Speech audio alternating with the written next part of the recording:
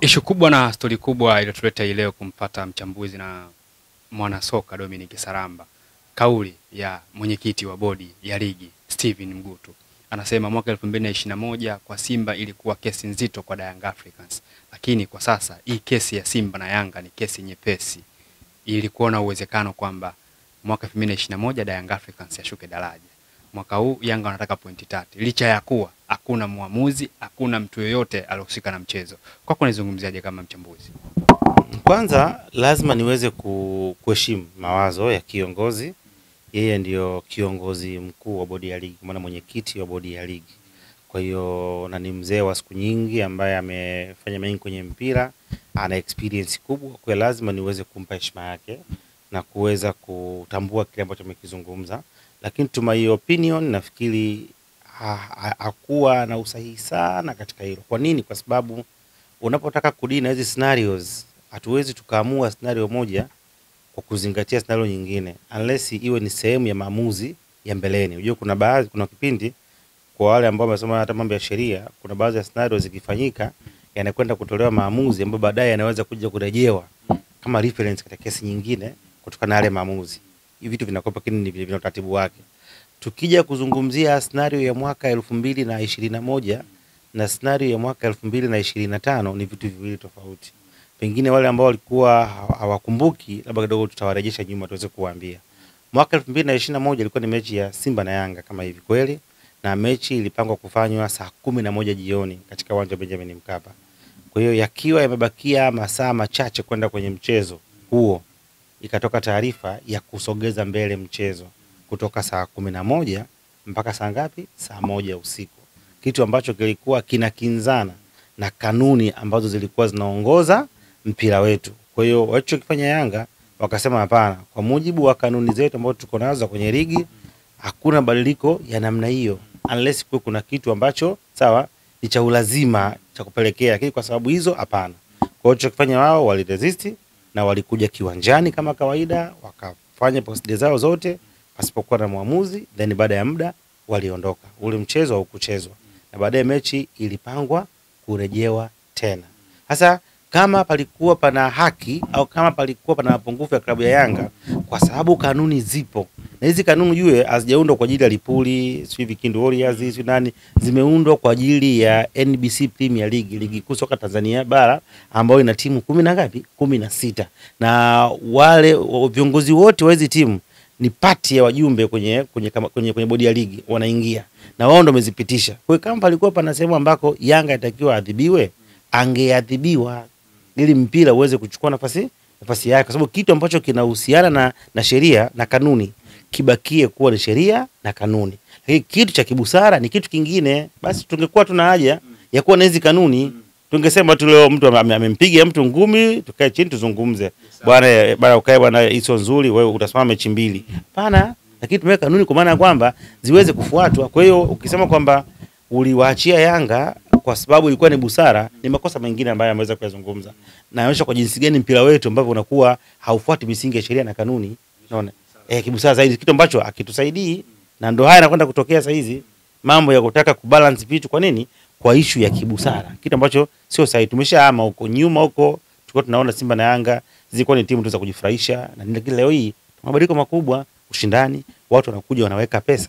Sawa, wanaweka pesa zao, timu zinasajili kwa gharama kubwa, maandalizi ni makubwa ya michezo, kuzibrand hizi image za timu sio kitu kirahisi. Mechi kama Simba na Yanga, juzi Yanga alikuwa mwenyeji, huwezi kujua ametumia gharama ngapi kuandaa ule mchezo. Achilia kama klabu, wana wafadhili, wana sponsors ambao walikuwa wanataka ule mchezo, huwezi kujua walitumia gharama gani, kama walikuwa wana mpango pengine kuja kuzindua labda product mpya na vitu vingine vingi, vyote vimekwenda cancelled kwa sababu ambazo ukiziangalia hazijai kwenye mikono. Unaelewa? Kesho na kesho kutwa utawezaje kuwavutia wale watu waweze kuja tena katika mazingira ambayo chochote kinaweza kutokea muda wowote? Sio sahihi. Kwa hiyo wakati mwingine tutakuwa tunafanya juhudi kubwa za kupeleka mpira mbele, lakini kama tutakuwa tunakosa misimamo na utawala bora wa sheria, watu hawataweza kufika. Na ni miongoni mwa vitu vya msingi ambavyo wawekezaji wanapenda, iwe katika inchi, iwe katika kitu gani. Kwanza ni usalama. Yaani uhakikisha usalama na mazingira bora na uongozi ule bora. Ndio watu wanapenda, kwa sababu hawezi kaenda sehemu leo mtu anataka aweke bilioni zake of money ajenge kiwanda, alafu kesho mnaanza na vita. Unaelewa? Kwa hiyo wataangalia, je, hiyo inchi kwa upande wa usalama iko stable? Wataangalia sera zake ziko stable, sheria zake ziko stable, zinatufaa tukawekeza. Sababu uwezo ukasema weke 10 billions au bilioni 200 alafu uanze kupata return baada ya miaka 2. Hiyo ni project ya miaka 10 15. Leo tunawaambia Simba na Yanga wajenge viwanja. Sawa, maana yake uwezo wao hawana. Wanataka kwenda kwa pesa kwa watu wawekeze. Awekeze mtu pale pesa aje kurudisha baada ya miaka 10. Alafu anakuwa na mazingira ya hizi busara. Hatuwezi kufika. Kwa hiyo nafikiri katika hilo hapana, alikuwa sahihi. Dominic Salamba, baadhi ya watu na washabiki na klabu ya wapenzi wa Yanga walibaki kusema kwamba hawana imani na bodi ya ligi. Kwa kinachoendelea, bodi ya ligi wanazidi kuvuliwa nguo na mwenyekiti kwa kauli zake alizozungumza. Mimi ninachokiona kwamba mashabiki wa Yanga wao ni mashabiki wa Yanga na wana nafasi yao na wana wanachama wao, wana platform zao na ni timu yao. Kwa hiyo kuizungumzia timu yao, kuilinda brand yao ni sahihi, kama vile wa Simba nao wamekuwa wakiendelea kulinda. Wao ni haki yao ya msingi kwamba mtu wa Yanga atapenda kuona kila kitu kizuri kinakwenda Yanga na mtu wa Simba. Lakini sasa kwa nini tunakuwa sasa tuna utawala wa sheria? Utawala wa sheria unakwenda kinyume na hisia. Unaelewa? Na kuna utawala wa sheria ni kinyume na hisia. Nilikuwa nasikia story moja ambayo sina uhakika nayo. Kuna mama mmoja nchi fulani huko alikuwa ni nurse alikuwa ni mhudumu katika hospitali moja. Kwa yeye anasema alikuwa na huruma sana. Kwa alikuwa akiwaona wale wagonjwa wakiteseka, wakati mwingine alikuwa anamlazimu aongeze dozi ili wakapumzike.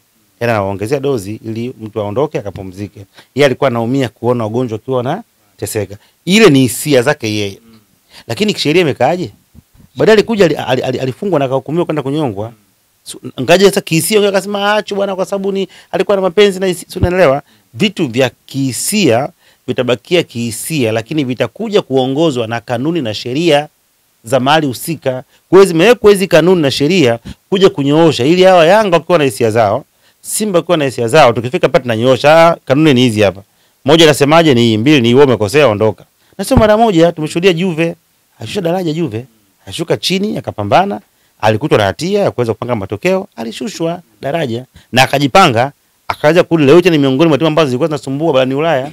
Tunaweza kuona. Kwa hiyo kama Simba amekosea, kama Yanga amekosea, ni kuchukuliwa hatua. Sasa watu wanaanza kukosa imani kwa sababu inapofika hatua tunaacha kusimamia kanuni ambazo tumeziweka wenyewe. Fulani na wewe ulikosea, nilikusaidia. Hapana, mimi leo nikienda nikiwa nina kesi, uwezo ukasema wewe uruhusi kufungua kesi, mbona mwaka juzi uliiba? Kama mwaka juzi mimi niliiba, ni mwaka juzi, leo nimekuja na kesi na mimi namshtaki mtu. Tudini na kesi yangu kwanza tumalize hapa. Wewe kama utakuwa na kosa lako nyingine, njoo baadaye tuzungumze. Kwa hiyo hapa cha kuangalia, tusiangalie mwaka juzi, tusiangalie mwaka jana, tusiangalie kesho, tuangalie leo kwa hiki ambacho kimefanyika. Kanuni zatuelekeza vipi? Je, baada ya kuahirisha mchezo, tuliahirisha kwa kuzingatia kanuni? Je, Simba waligomea mchezo, walikuwa sawa kikanuni? Je, Yanga anataka pointi 3, yuko sawa kikanuni? Katika wote nani amekosea? Aliyekosea adhibiwa.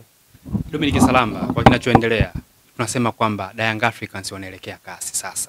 Wewe ni moja kati ya wachambuzi. Unaungana na Young Africans kwenda kushtaki kasi.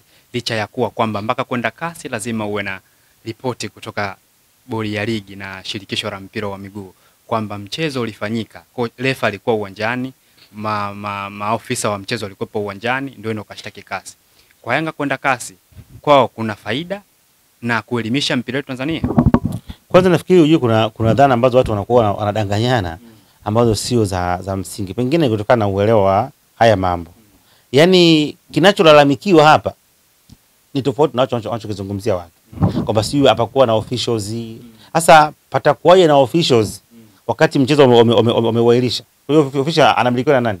Au officials ni component nyingine. Unapozungumzia officials wote wapo chini ya bodi ya ligi. Bodi ya ligi ameandika taarifa hakuna mchezo. Hasa hao officials wale wanakwenda kufanya nini? Jambo la msingi. Wana compare na issue ya Egypt ya Zamalek na Ahly kwamba Zamalek alipewa ushindi kwa alikaguliwa na tofauti scenario mbili. Issue ya kule Ahly aligoma dhidi ya chama cha mpira. Chama cha mpira wakasema mechi hapa ipo. Mimi siji mechi hakuna, hujatimiza matakwa yangu. Chama cha mpira kimesema mechi ipo. Sasa kama kimeongea mechi ipo, watashindwa peka waamuzi uwanjani. peke uwanjani mechi siipo. Wakafika wakaendelea na mchezo. Issue ya Yanga analalamikia kwamba taratibu zilizotumika kuahirisha mchezo hazikuwa sawa kikanuni. Kwa hiyo hakukuwa na sababu yoyote ya msingi ya kuahirisha huo mchezo. Kwa hiyo mimi nakwenda kiwanjani na nitadai alama zangu kwa sababu there is no any obstacle ambayo ingeweza kufanyika mchezo kutofanyika. Umeona utofauti uliopo hapo? Sikao unaelewa na watazamaji wako. Anachokilalamikia Yanga kwamba vile ambavyo vimezungumzika vinakwenda kuahirisha mchezo havikuwa vinajaa kwenye sheria na vilikuwa havikidhi vigezo vya kuahirisha mchezo. Kwa hiyo mchezo utakiwa kufanyika kwa sababu yeye kama timu mwenyewe alishajiandaa na tayari utaratibu ulikuwa umeendelea na ilikuwa ni muda mchache kabla mchezo. Kwa hiyo yeye anataka apewe kwa sababu hizo factor zote havikidhi. Na hiyo ishe kutokea sio mara moja. Tumeona timu tetefa ya Nigeria walipewa point wale wakati wako kwa airport waenda uwanjani. Mbona walipewa points? Kwa hiyo wasikasema mnapewaje point wakati mmekaa tu airport mmezuiliwa hapo nini basi ondokeni. Kuna mechi ya MC Haji na Belouizdad walipewa point wale waenda uwanjani. Sasa ni nini? Kwa hiyo hizi scenario ziko tofauti. Kuna scenario ambayo watu watakwenda uwanjani na hii scenario ya kwenda uwanjani ni pale ambako bodi ya ligi na timu moja zinautaka mchezo alafu timu nyingine ikatae. Mfano wangesema mchezo upo kama kawaida alafu Simba singeenda uwanjani, maana bodi ya ligi angelazimika kupeleka pale officials. Kwa Yanga angefika pale angekaguliwa, wangepanga mstari, kila kitu kiendelea. Baada ya pale wangemaliza mchezo kwa sababu tayari bodi ya ligi ina kampa na timu moja. Na katika hili Simba yeye hajakwenda kiwanjani, bodi ya ligi alisha mchezo, Yanga haelewi. Hii ni style tofauti, watu lazima waelewe. Kwa hapa tunamtafuta mchawi ni nani kati ya bodi ya ligi Simba na Yanga? Kwa unaona mchawi ni nani kwenye sakata? Mimi kwa kuangalia kwa mujibu wa malalamiko ya Yanga ambayo yameenda kasi, Yanga mpeka barua kasi, sio anapeleka, washapeleka barua kasi na ishafika kasi. Yanga washapeleka malalamiko kasi na ishafika na washalipia. Yaani hiyo sio kitu mwezi itaenda, ishaenda na ishafika. Yanga amefungua malalamiko dhidi ya watu watatu. Ngapi? Tatu. Amefungua malalamiko dhidi ya shirikisho, dhidi ya bodi ya ligi, dhidi ya Simba. Shirikisho ndio mwenye mpira namba 1. Sawa? Namba 2 ni bodi ya ligi. Kwa sababu bodi ya ligi ipo wapi? Ipo kwenye shirikisho. Simba ndio sababisha. Kwa lazima wote wahusike na hiki nilikuwa nakizungumza. There is no way ambao unaweza ukamuondoa Simba kwenye ile sakata kwa sababu yeye ndio causative, ndio source ya tatizo. Kwa hiyo anakuwa ni mwathirika wa tatu. Wa kwanza ni mwenye mpira wake kwa sababu ile bodi ya ligi ipo chini ya. Ingekuwa ni chombo ambacho kina uhuru pase, maana yake ingekuwa ni kesi dhidi ya bodi ya ligi namba 1, namba 2 ingekuwa nani? Simba. Lakini kwa sababu ni party ya shirikisho, namba 1 ni mwenye mpira wake shirikisho, 2 bodi ya ligi, 3 ni Simba. Watu hapa kwa Simba nataka tujue kiundani zaidi. Simba anaenda kushtakiwa kwenye kosa lipi? Licha ya kuwa ndio ni moja kati ya msababisho wa mchezo kuahirishwa. Watu nataka wajue Simba anahusika vipi licha ya kuwa bodi ya ligi waliahirisha mchezo. Ndio nimekwambiaje? Bodi ya ligi kaahirisha mchezo. Sawa? Pasipo kuzingatia kanuni na taratibu ambazo zinaruhusu mchezo kuweza kuahirishwa.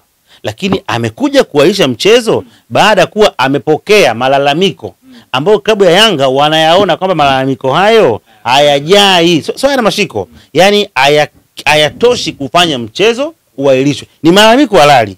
Umefanywa vurugu, si umepigwa, ni malalamiko halali. Na yana adhabu zake. Yaani adhabu zake zipo kwamba ukizuia timu kufanya mazoezi, kuna kanuni iko pale, kuna faini zipo. Kwa malalamiko haya ambayo Simba ameyatoa yalikuwa ni malalamiko ambayo yanatosha Yanga kama angekutwa na hatia aweze kuadhibiwa kikanuni kwa kupewa adhabu. Lakini malalamiko yaliyotolewa na ubaya kwenye barua ya Simba, taarifa ya Simba ilikuwa na vitu viwili. Ilikuwa na malalamiko na uamuzi. Na wakaamua wenyewe. Wakati wao ilikuwa jukumu lao ni kulalamika tu, kutoa malalamiko yao na kusubiri hukumu. Lakini wao walilalamika na wakatoa majibu yao kwamba tumefanywa 1 2 3 4 5 na sisi mchezo huu atucheze. Hasa kilichofanya bodi ya ligi wakae kikao, sio walikata wakaota. Baada ya kuona mmoja akasema achezi, kwa kabidi wakae sawa pitie huyu ambaye amesema achezi. Pasipo kumconsider mwingine yule wa pili. Sio unaelewa? Yaani wamepata issue ya Simba, Simba akasema achezi. Wakakaa kaanza kuangalia. Amelalamika nini? 1 2 3 4 5. Si nani si kamishna mchezo ulikuwa uwanjani. Si imekuaje huko? Upande huu mmoja. Tunaahirisha mechi. Si kama unaelewa? Kwa hiyo imeahirishwa mechi baada ya kupokea malalamiko ya nani? Ya Simba. Kwa Yanga wanaamini kwamba malalamiko ya Simba yalikuwa hayasababishi mechi isichezwe, lakini pia bodi ya ligi kutumia kukalisha mechi, bado yale malalamiko yalikuwa bila hakidhi. Kwa hiyo hao wote ni walalamikiwa. Kwa hiyo bodi ya ligi yeye ndo amefanya Simba asitokee kiwanjani, na Simba alikuwa anataka asitokee kiwanjani kwa sababu ambazo zilikuwa toshi kumfanya asitokee wapi? Kiwanjani. Kwa hiyo wote ni walalamikiwa. Dominic Salamba, hivi unahisi kwamba huu mchezo kwa sakata inavyoendelea utakuwepo tena katika ligi kuu Tanzania bara? Sasa kitakachoamua ni kasi sasa. Ndio watakaoamua. Yaani kwa mpaka sasa hivi tulikofikia hapa, ingekuwa Yanga hawajakenda kasi, tungesema tunasubiria maamuzi ya nini? Ya bodi ya ligi. Lakini kwa ambacho nakifahamu, bodi ya ligi tayari Yanga walishajibu barua, nafahamu. Na mchezo ulikuwa umewekwa pale pale kwamba utachezwa. Yanga wameona kama ingekuwa mchezo unachezwa, Yanga wasingeenda kasi. Si unaelewa? Bodi ya ligi wamesema kwamba there is no any 3 point ambazo mtabia awarded. Na wakatoa sababu zao 12 za kwamba hamtaki kupewa hizo alama 3. Kwa kama ingekuwa Yanga amelizika, wangesema sawa. Sasa Yanga manake anapofaili kesi kwenda kasi, maana yake anaendelea kuinsist kwamba yeye hayuko tayari kucheza huo mchezo, anahitaji alama zake ngapi?